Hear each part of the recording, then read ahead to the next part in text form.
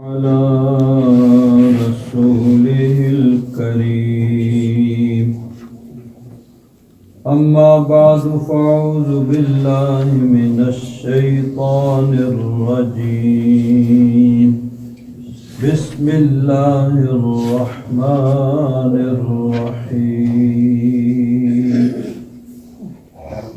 من كفر بالله من بعد إيمانه إلا من أكره وقلبه مطمئن بالإيمان ولكن من شرح بالكفر صدرا فعليهم غضب من الله ولهم عذاب عظيم آمنت بالله صدق الله مولانا العظيم وبلغنا رسوله النبي الأمين الكريم ونحن على ذلك لمن الشاهدين والشاكرين والحمد لله رب العالمين إن الله وملائكته يصلون على النبي يا أيها الذين آمنوا صلوا عليه وسلموا تسليما اللهم صل على سيدنا محمد وعلى آل سيدنا مولانا محمد وبارك وسلم صلاة وسلاما عليك يا سيدي يا رسول الله وعلى آلك وأصحابك يا سيدي يا حبيب الله بلغ العلا بكماله كشف الدجى بجماله حسنت جميع خصاله صلوا عليه وآله يا صاحب الجمال ويا سيد البشر من وجهك المنير لقد نور القمر لا يمكن الثناء كما كان حقه بعد الخدا بزرگ توئی قصہ مختصر. حضرات محترم، صحابہ اکرام رضوان اللہ تعالی علیہم اجمعین کی سیرت اور ان کے کردار کے متعلق میں نے آپ حضرات کے سامنے گزشتہ جمعوں میں عرض کیا. حضرت ابو ذر غفاری رضی اللہ تعالیٰ عنہ کے ایمان کا واقعہ اور دین کی خاطر پھر ان کا تکالیف اور مصائب کو برداشت کرنا، اس کو بیان کیا. یہاں ایک سوال پیدا ہوتا ہے کہ حضرت ابو ذر غفاری رضی اللہ تعالیٰ عنہ جب ایمان لائے تو حضور نے انہیں فرمایا کہ تم اپنے ایمان کا اظہار یہاں پہ عام لوگوں کے سامنے نہ کرو، بلکہ اپنے خاندان میں چلے جاؤ، اپنے قبیلے میں چلے جاؤ، جب ہمارا غلبہ ہو جائے تو پھر تم آ جانا. لیکن حضرت ابو ذر غفاری رضی اللہ تعالیٰ عنہ اس کی بجائے حرم شریف میں جا کے سر عام اپنے ایمان کا اعلان کرتے ہیں، اللہ تبارک و تعالیٰ کی توحید اور حضور کی رسالت کا اعلان کرتے ہیں اور پھر انہیں مصائب سے دوچار ہونا پڑتا ہے، کفار کی طرف سے زد و کوب، مار پیٹ، اور ایک دن نہیں 2 دن ایسے ہوئے۔ تو سوال پیدا ہوتا ہے کہ جب حضور نے کہا بھائی تم اظہار نہیں کرو، چلے جاؤ اپنے خاندان قبیلے میں، جب ہمارا غلبہ ہو جائے تو پھر آ جانا، تو پھر انہوں نے اس پہ کیوں نہیں عمل کیا؟ تو علماء فرماتے ہیں کہ حضور کا یہ حکم وجوباً نہیں تھا کہ لازمی اس پہ عمل کیا جائے، بلکہ حضور کا یہ حکم شفقتاً ان پر شفقت فرماتے ہوئے، مہربانی فرماتے ہوئے، رحمت فرماتے ہوئے رخصت کے طور پر تھا۔ یعنی تم یہ کر سکتے ہو کہ اپنے ایمان کا اظہار نہ کرو، اللہ تبارک و تعالیٰ کی بارگاہ میں تمہارا ایمان مقبول ہے، اللہ کے محبوب کے سامنے تم نے اپنے ایمان کا اظہار کر دیا، اب یہ کافی ہے۔ اگر عام لوگوں کے سامنے تم تکلیف اور مصیبت سے بچنے کے لیے اگر اس کا اظہار نہیں کرو تو کوئی ضروری نہیں ہے۔ تو حضور کا یہ فرمانا شفقت کے طور پر تھا اور ان کو رخصت کی تعلیم دینے کے لیے تھا۔ تو علماء فرماتے ہیں ایک ہوتی ہے رخصت اور ایک ہوتی ہے عزیمت۔ رخصت تو یہ ہے کہ تکلیف، مصیبت، پریشانی سے بچنے کے لیے انسان چشم پوشی کا مظاہرہ کرے، اور عزیمت یہ ہے کہ ہر قسم کے مصائب سے بے خبر ہوتے ہوئے برملا حق کا اظہار کرے کہ اس کی خاطر اس کے مقابلے میں اور اس کے نتیجے میں جو کچھ ہونا ہے وہ ہو جائے۔ تو دونوں طرح کی مثالیں موجود ہیں۔ حضرت غفاری رضی اللہ تعالیٰ عنہ کا عمل یہ عزیمت پہ عمل ہے کہ انہوں نے رخصت کو اختیار نہیں کیا، عزیمت کو اختیار کیا، جانتے تھے کہ اس کا نتیجہ کیا نکلے گا، لیکن اس کے باوجود انہوں نے تکالیف اور مصائب کو برداشت کیا۔ اور صحابہ اکرام رضوان اللہ تعالیٰ علیہم اجمعین، ان کا بھی مثالیں موجود ہیں کہ انہوں نے عزیمت پہ عمل کیا اور ہر قسم کی تکالیف اور مصائب، حتیٰ کہ اپنی جانوں پہ کھیل کے جانوں کے نذرانے پیش کر دیے۔ لیکن ایسی مثالیں بھی موجود ہیں جہاں رخصت پہ عمل کیا گیا، تاکہ آئندہ دونوں طرح کے لوگ اپنے اپنے مزاج کے مطابق جو عزیمت پہ عمل کرے اور جو رخصت پہ عمل کرنا چاہے وہ رخصت پر بھی عمل کر لے۔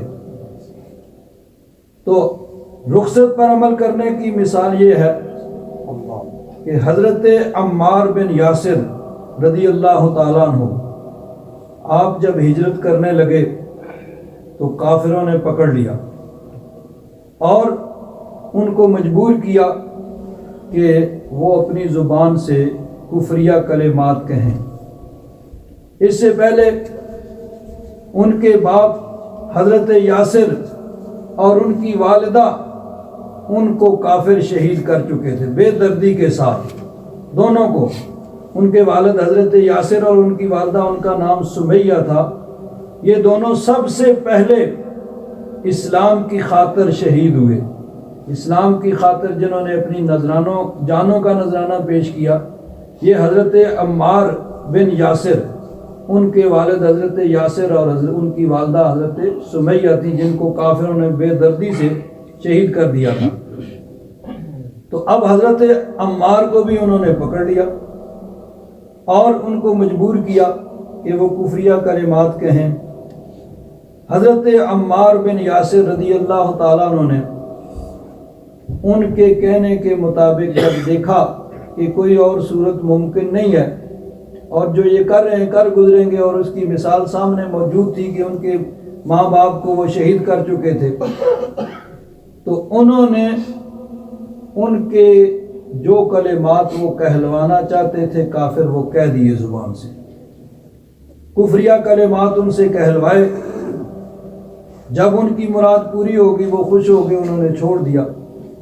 حضرت عمار بن یاسر رضی اللہ تعالیٰ عنہ ہجرت کر کے مدینہ منورہ پہنچے حضور کی بارگاہ میں آئے اور رو رہے ہیں اور روتے ہوئے عرض کرتے ہیں یا رسول اللہ یا حبیب اللہ، کوئی تو آپ کی بارگاہ میں آیا اپنا جان، اپنی مال چھوڑ کر، اپنی جائیدادیں چھوڑ کر، کوئی ماں باپ کو چھوڑ کے آیا، کوئی بہن بھائیوں کو، کوئی اولاد کو، کوئی خویش قبیلے کو چھوڑ کے آیا، لیکن یا رسول اللہ میں آپ کی بارگاہ میں آیا ہوں ایمان چھوڑ کر۔ حضور نے فرمایا کیسے؟ عرض کیا حضور مجھے کافروں نے پکڑ لیا اور کہا کہ اس وقت تک ہم تمہیں جانے نہیں دیں گے جب تک تم کفریہ کلمات اپنی زبان سے نہ کہو، تو ان کے مجبور کرنے پر میں نے کفریہ کلمات کہہ دیے۔ نبی کریم صلی اللہ علیہ وسلم نے فرمایا اچھا یہ تو بتاؤ کہ جب ان کے مجبور کرنے پر، جس کو شرعی طور پر اکراہ کہا جاتا ہے، مجبور کرنا کسی کو، جب ان کے مجبور کرنے پر تم نے اپنی زبان سے کفریہ کلمات کہے تو دل کی کیا کیفیت تھی؟ عرض کیا حضور دل تو اب بھی اور اس وقت بھی آپ کی محبت سے سرشار تھا، دل میں تو توحید خدا بندی تھی، دل تو اس وقت بھی اقرار کرتا تھا کہ اللہ تعالیٰ وحدہ لا شریک ہے، وہی عبادت کے لائق ہے، کوئی اور عبادت کے لائق نہیں، اور آپ اللہ کے محبوب اور اللہ کے رسول ہیں، آپ پیغمبر اور نبی اور رسول بن کے تشریف لائے۔ دل تو اس وقت بھی اسی بات پہ مطمئن تھا۔ نبی کریم صلی اللہ علیہ وسلم نے اپنے دستے مبارک سے ان کے آنسو جو بہہ رہے تھے ان کو پونچھا، صاف کیا اور فرمایا کہ جب تمہارا دل مطمئن تھا، صرف تم نے ان کے اقراء پر، ان پہ مجبور کرنے پر تم نے کفریہ کلمات کہے تو تم مومن ہو، تم کافر نہیں ہو۔ سبحان اللہ۔ اللہ تبارک و تعالیٰ نے قرآن پاک کی آیات نازل فرمائی، من کفر باللہ من بعد ایمانہ، جس نے کفر کیا ایمان لانے کے بعد، اس کا بیان آگے آئے گا، اس کا حکم۔ درمیان میں یہ جملہ معترضہ الا من اکرہ، ہاں جو مجبور کیا گیا، وقلبہ مطمئن بالایمان، سبحان اللہ۔ اس کو مجبور کیا گیا کلمہ کفر کہنے پر، لیکن اس کا دل ایمان پہ مطمئن ہے، تو اس کا یہ حکم نہیں ہے، اس کا کافروں والا حکم نہیں ہے۔ وَلَكِن مَّن شَرَحَ بِالْكُفْرِ صَدْرًا، ہاں جو کھلے دل سے اپنی آزاد مرضی سے کفر کو قبول کرے، فَعَلَيْهِمْ غَضَبٌ مِّنَ اللَّهِ، ان پر اللہ کا غضب، وَلَهُمْ عَذَابٌ عَظِيمٌ، اور ان کے لیے بڑا عذاب ہے۔ ذَلِكَ بِأَنَّهُ مُسْتَحَبُّ الْحَيَاةَ الدُّنْيَا عَلَى الْآخِرَةِ، یہ اس لیے ہے کہ انہوں نے دنیا کی زندگی کو آخرت پر پسند کیا، کہ آخرت کو چھوڑ کر دنیا کی خاطر انہوں نے ایمان کو چھوڑ کر کفر کو اختیار کر لیا۔ وَأَنَّ اللَّهَ لَا يَهْدِي الْقَوْمَ الْكَافِرِينَ، اور بے شک اللہ تبارک و تعالیٰ کافروں کی قوم کو نہیں کرتا۔ أُولَئِكَ الَّذِينَ طَبَعَ اللَّهُ عَلَى قُلُوبِهِمْ وَسَمْعِهِمْ وَأَبْصَارِهِمْ، یہ ہیں جن کے دلوں پہ، کانوں پہ اور آنکھوں پہ اللہ تبارک و تعالیٰ نے مہریں کر دی کہ انہوں نے اپنی آزاد مرضی سے ایمان کو چھوڑ کر کفر کو اختیار کیا۔ وَأُولَئِكَ هُمُ الْغَافِلُونَ، یہی لوگ غافل ہیں۔ لا جرم انہم فی الآخرۃ هم الخاسرون، یقیناً یہی لوگ آخرت میں نقصان اٹھانے والے ہیں جنہوں نے اپنی خواہش سے، اپنی آزاد مرضی سے کفر کو اختیار کیا، آخرت کو چھوڑ کر دنیا کو پسند کر لیا۔ تو اس میں سے ان کا استثناء کیا کہ جن کو مجبور کیا گیا کلمہ کفر کہنے پر، دل مطمئن تھا تو اگر مجبوراً اس نے کلمہ کفر کہہ بھی دیا تو وہ کافر نہیں بلکہ مومن ہے۔ تو اس سے اب پھر یہ معلوم ہوا کہ ایک ہے رخصت اور ایک ہے عزیمت۔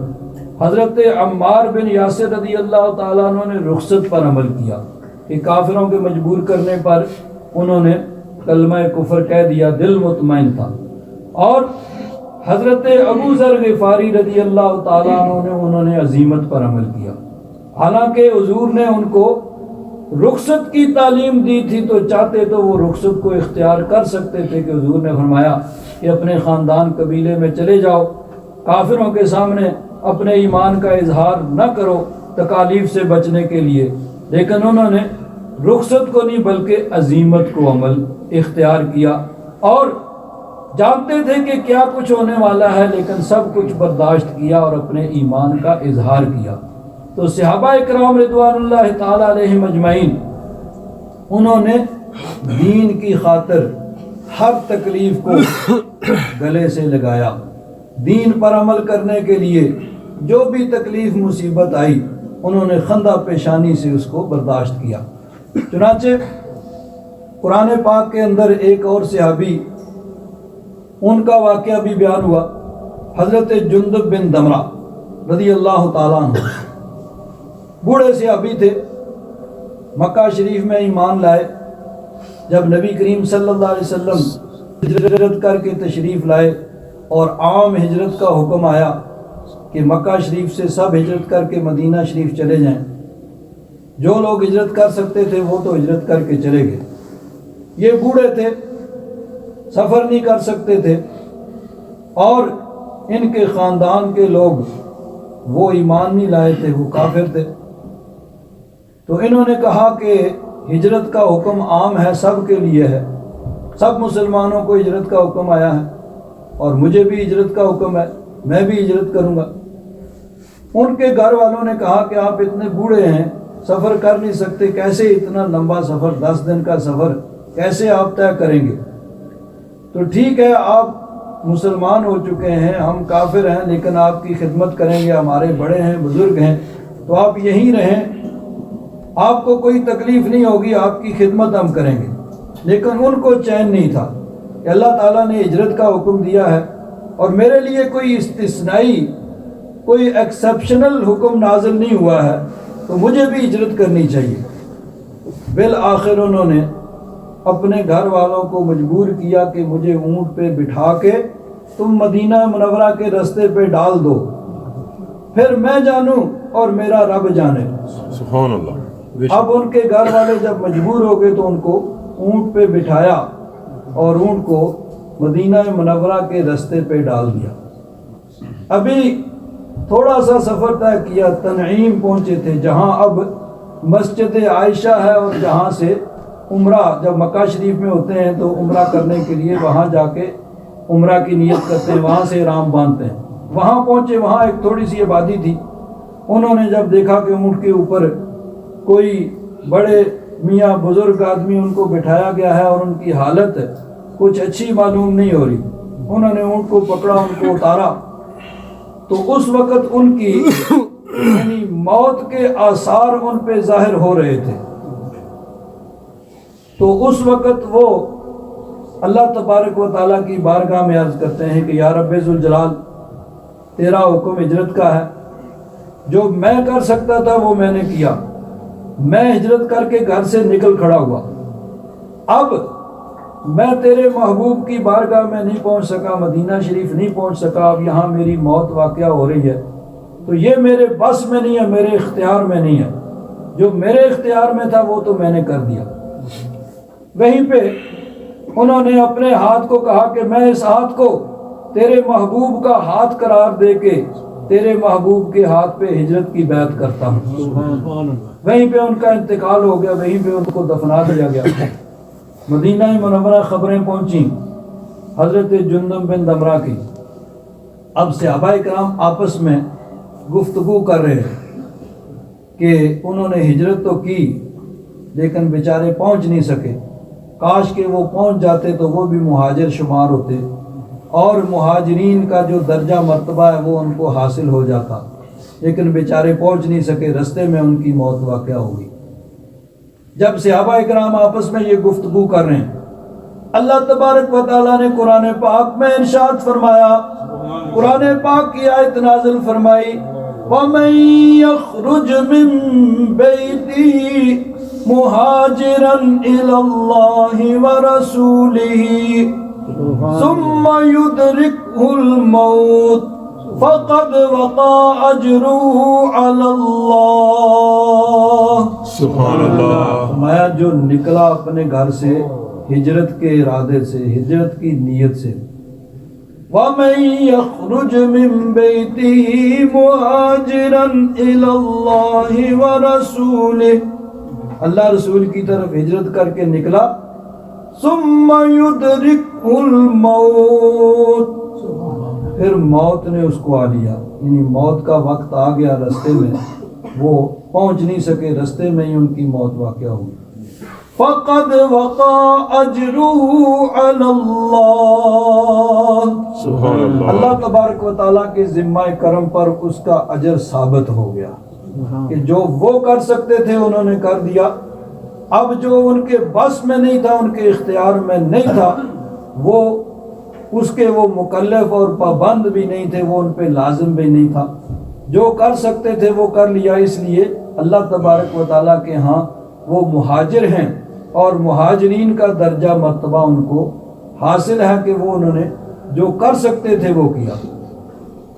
اب یہاں ایک اور بات بڑی قابل غور ہے، حضرت جندب بن دمرہ مکہ شریف سے مدینہ منورہ کی طرف ہجرت کر رہے ہیں، مکہ شریف سے نکلے مدینہ شریف کی طرف چلے، اللہ تبارک و تعالیٰ نے فرمایا وَمَن يَخْرُجْ مِن بَيْتِهِ مُهَاجِرًا إِلَى اللَّهِ وَرَسُولِهِ، کہ جو اپنے گھر سے اللہ رسول کی طرف ہجرت کر کے نکلا۔ تو اب نبی کریم صلی اللہ علیہ وسلم تو مکہ شریف سے ہجرت کر کے مدینہ منورہ چلے گئے تھے، لیکن بیت اللہ شریف تو مکہ میں ہی تھا، بیت اللہ شریف تو کہیں نہیں گیا تھا، بیت اللہ شریف مکہ میں ہے، حجر اسود مکہ میں ہے، حتیم مکہ میں ہے، مقام ابراہیم، مطاف، مسعی جہاں صحیح کی جاتی ہے، منا، عرفات، مزدلفہ، سارے مقامات مقدسہ مکہ میں ہی ہیں، لیکن نبی کریم صلی اللہ علیہ وسلم تشریف لے گئے تو اللہ تبارک و تعالیٰ نے فرمایا جو مکہ سے ہجرت کر کے مدینہ کی طرف جا رہا ہے وہ اللہ کی طرف ہجرت کر رہا ہے۔ سبحان اللہ۔ سب کچھ مکہ میں ہے، لیکن حضور تشریف لے گئے تو اب جو مکہ سے نکلے گا، بیت اللہ شریف سے نکل کے مدینہ منورہ کی طرف جا رہا ہے وہ اللہ کی طرف جا رہا ہے، جو حضور کی بارگاہ میں حاضر ہونے جا رہا ہے وہ اللہ کی طرف جا رہا ہے۔ اعلیٰ حضرت فاضل بریلوی رضی اللہ تعالیٰ عنہ اسی لیے تو کہتے ہیں بے خدا خدا کا یہی ہے در، نہیں اور کوئی مفر مقر، بے خدا اللہ کی قسم خدا کا یہی دروازہ ہے، سبحان اللہ۔ اللہ تبارک و تعالیٰ کا دروازہ یہی ہے، حضور کی بارگاہ، بے شک۔ بے خدا خدا کا یہی ہے در، نہیں اور کوئی مفر مقر، جو وہاں سے ہو یہی آ کے ہو، جو یہاں نہیں تو وہاں نہیں، سبحان اللہ، سبحان اللہ۔ جو وہاں سے ہو یہی آ کے ہو، جو یہاں نہیں تو وہاں نہیں۔ بے شک۔ تو سب کچھ مکہ میں ہی ہے، لیکن جب حضور مکہ شریف کو چھوڑ کے چلے گئے تو اب مکہ شریف میں مسلمانوں کا رہنا حرام قرار دے دیا گیا کہ جو مسلمان ہجرت کر سکتا ہے پھر اس نے ہجرت نہیں کی وہ گناہگار ہے۔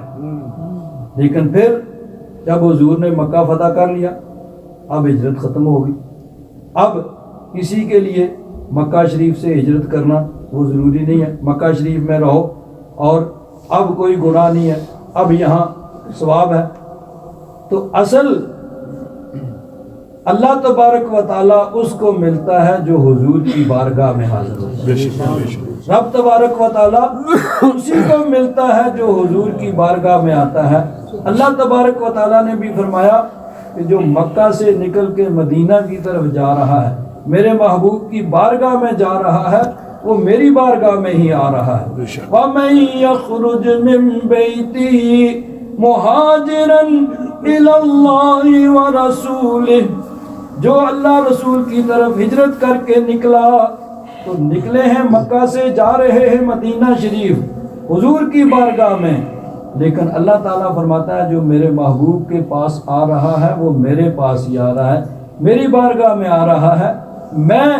میرا قرب اسی کو جو میرے محبوب کی بارگاہ میں آئے گا. بے شک میرے قرب حاصل کرنے کا ذریعہ میرا محبوب ہے کہ میرے محبوب کا قرب حاصل کر لو، میرا قرب حاصل ہو جائے گا. بے شک جو میرے محبوب کا ہو گیا وہ میرا ہو گیا.